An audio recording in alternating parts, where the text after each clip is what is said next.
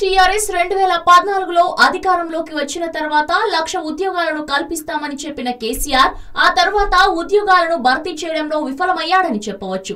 ఇటీవల జరిగిన అసెంబ్లీ ఎన్నికల్లో నిరుద్యోగులను తమ వైపు తిప్పుకునేందుకే నిరుద్యోగ భృతి ప్రకటించారు. ఈ నేపథ్యంలో ప్రతి నిరుద్యోగినికి 3,016 రూపాయలు ఇస్తామని తెలియజేశారు. ఇక తాజాగా తెలంగాణలోని నిరుద్యోగ యువతీ యువకులకు టీఎస్పీఎస్సీ శుభవార్త తెలిపింది. రాబోయే వారం రోజుల్లో 3,000 ఉద్యోగాలకు నోటిఫికేషన్ జారీ చేస్తామని ప్రకటించింది. ఈ విషయమై టీఎస్పీఎస్సీ చైర్మన్ ఘంటా చక్రపాణి మాట్లాడుతూ ఇప్పటి వరకు 18,000 ఉద్యోగాలను భర్తీ చేశామని తెలిపారు.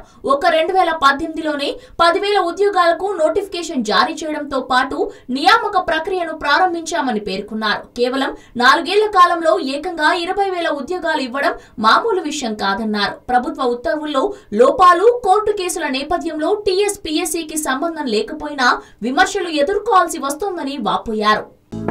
హలో, మిమ్మల్నే యోయో టీవీ యాప్ డౌన్లోడ్ చేసుకున్నారా? ఇంకా లేదా? మీ యాప్ స్టోర్కి వెళ్ళి వెంటనే డౌన్లోడ్ చేసుకోండి.